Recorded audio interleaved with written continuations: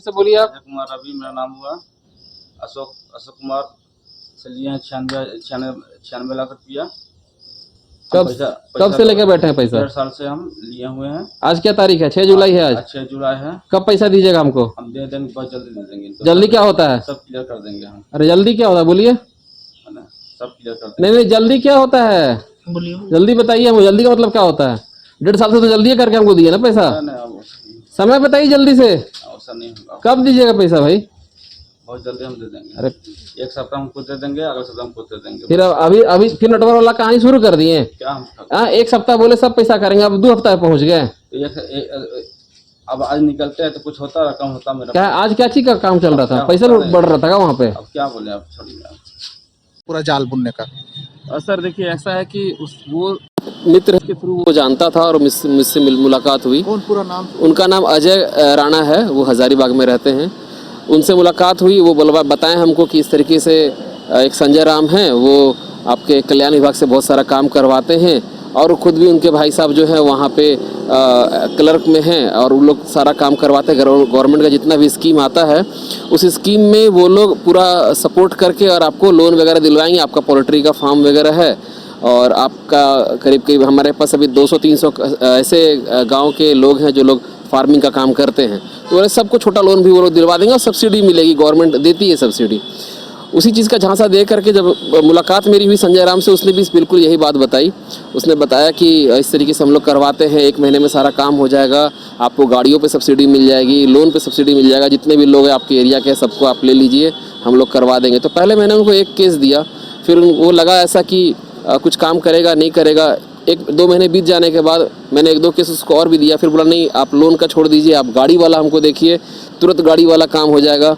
तो 4 चक्के के लिए मैंने उसको 3-4 काम दे दिया, बोला सबका रेडी है। उसने फर्जी एक लेटर बना के दिया जिसमें डीसी वगैरह का सिग्नेचर भी था, वो भी लेटर मेरे पास है अवेलेबल, व्हाट्सएप में उसके थ्रू आया हुआ है। वो यही काम ही करता है कि सबसे पहले टोकन के नाम पे कुछ पैसा ले लेगा, फिर बोल देगा काम होगी आपका, फिर पैसा कुछ दे दीजिए, फिर बाकी पैसा के लिए बोलता आपको कल गाड़ी दे रहा है, आज पूरा पेमेंट क्लियर करवा दीजिए। हम लोग पूरा पैसा दे के उसको वेट करते हैं कि अब वो गाड़ी के लिए हमको कल फ़ोन करेगा, फिर वो फ़ोन बंद कर लेगा 1 दिन के लिए 2 दिन के लिए, और फिर बोलेगा कुछ दिक्कत आ गई हम कर लेते हैं, 2-3 लोग का और भी चिट्ठी में अपना नाम डलवा दीजिए, किसी का नया केस और दे दीजिए। तो हम लोग उसी चीज़ में झांसे में जाते हैं कि हाँ चलो सबका काम हो गया है, चिट्ठी भी देख लिए, डीसी का सिग्नेचर है, शायद काम बन गया है, हम लोग को एक अच्छी बात है। तो इस तरीके का वो जाल बुनने का काम हमेशा किया। हमको लोन के मामले में वही चीज़ किया, गाड़ियों का लोन दिलवाने के नाम पे भी उसने वही काम किया। छोटी छोटी 2 व्हीलर की बाइक्स उसने ज़रूर दिलवाई, लेकिन उसने मेरे पैसे से दिलवाया। 10 बाइक का हमसे वो पैसा लेता था और वो बदले में 4 या 5 बाइक हमको दे देता था, मेरे ही पैसे से हमको लोन मतलब वो बाइक दिलवाता था। यही उसका काम था, यही काम ही कर रहा है। पूरे झारखंड से वो हमको पूरा खबर मिला है उसका, वो यही काम करता है। झारखंड से करीब नहीं भी तो वो 200 से आसपास का करोड़ का घपला किया रहा है। ऐसे लोग जो ज़रूरतमंद है, जिसको ज़रूरत है कि लोन मिलना चाहिए सरकारी किसी भी अनुदान का, उसका बेनिफिट हमको मिलना चाहिए, उसके लिए लोग उसके पास जाते हैं, संपर्क करते हैं। वो और उसका भाई दोनों मिल करके यही काम ही करते हैं। वो भाई के बारे में बताता है मेरे भाई ऐसे हैं वैसे, हम लोग दोनों मिलकर काम करते हैं और हम लोग काम करवा देंगे। पहले बोलेगा 1 महीना और वो 2-2 साल तक वो काम कुछ नहीं करता है। उसके ऊपर ऑलरेडी 50 से 55 मतलब केस लगा हुआ है, बहुत जगह उसका ही काम है। सिर्फ कितना पैसा आपसे ले लिया? मेरा 96,50,000 रुपये है। उसका हमसे एग्रीमेंट भी करवाया, बोला कि हम पैसा दे रहे हैं, 7 दिन के बाद दे देंगे। एग्रीमेंट में लिखा हुआ 7 दिन में आप हमको पैसा दीजिएगा। वो पैसा देने आया भी, हम लोग काफ़ी खुश थे। 4-5 लोग वैसे लोग थे जिनका पैसा फंसा हुआ था, बैठ के बोला कि हाँ दे रहे हैं, कुछ पैसा आया, कुछ पैसा भैया लेकर के आ रहे हैं। उसके बाद अगले दिन तक वो वहीं बैठा ही रहा, बोला कि हम लोग करते हैं। खाना पीना उठना बैठना सब कुछ हुआ मेरे साथ में। अगले दिन पुलिस आई, हम लोग को पकड़ लेकर चली गई थाना में। वो सेटलमेंट करता है कि हम 96 लाख नहीं देंगे, हम 60 लाख रुपए दे सकते हैं, नहीं तो आप लोग, ये ठाकुरगांव थाना में। उसके भाई लोग के सबके सामने बातचीत हुई, उसने बोला हम 60 लाख रुपए ही दे पाएंगे। पहले की बात है ये है आपका ठीक 7 जुलाई की बात है, 7 जुलाई 2022 की। उसने ना मुझे पैसा दिया ना सेटलमेंट किया, और सिर्फ झांसा झूठ मूठ कर देता रहा कि हाँ हम कर रहे हैं, पैसा दे रहे हैं। पैसा देने के बहाने वो मेरे यहाँ बैठा रहा और ऊपर से हमको वो किडनैपिंग का चार्ज भी लगवाया। मेरे ऊपर आज तक कभी कोई ज़िंदगी में कोई केस नहीं है हम लोग का, तो पैसा कहीं फंस भी जाता तो हम लोग गाली तक भी नहीं दे पाते हैं। उसने उस तरीके का धारा लगवाया थाने में बात करके कि हाँ हमको किडनैपिंग किया, ये लोग हमको छोड़ नहीं रहा, फिरौती मांग रहा।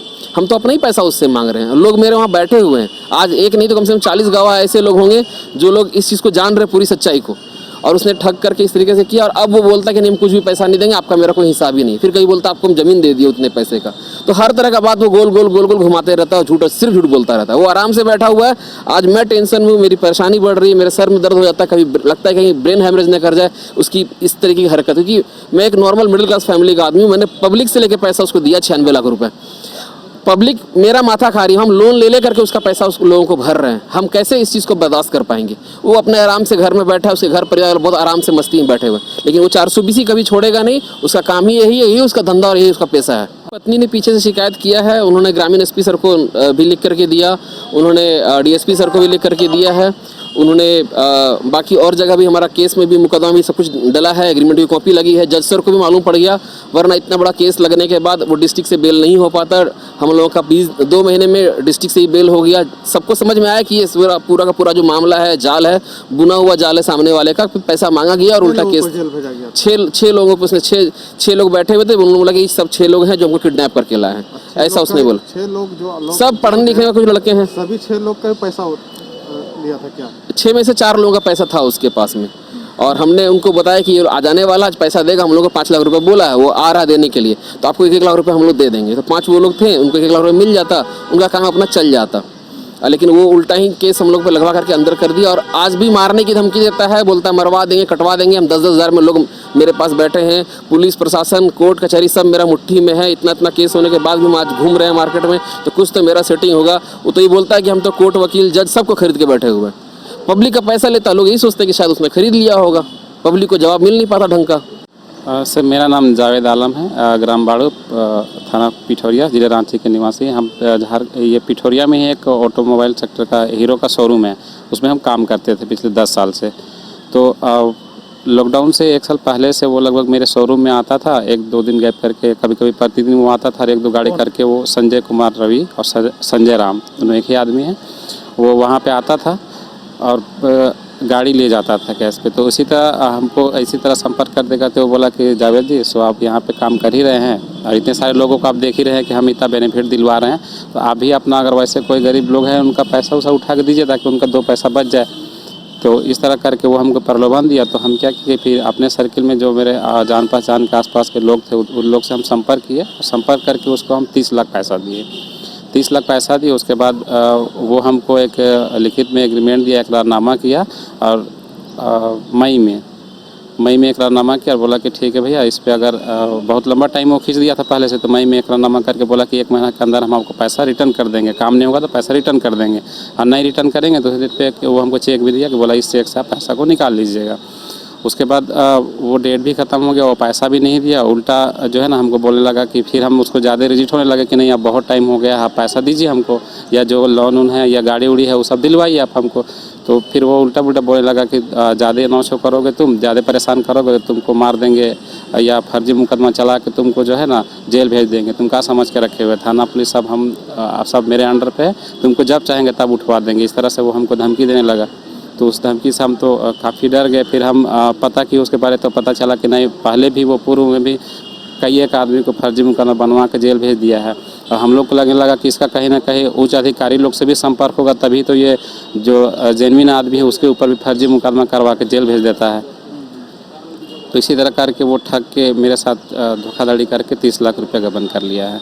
और अब जब बोल रहे हैं तो वो हम ही को बोलता है कि जान से मार देंगे, ज़्यादा नौचो करोगे तो, ज़्यादा परेशान करोगे तो जान से मार देंगे।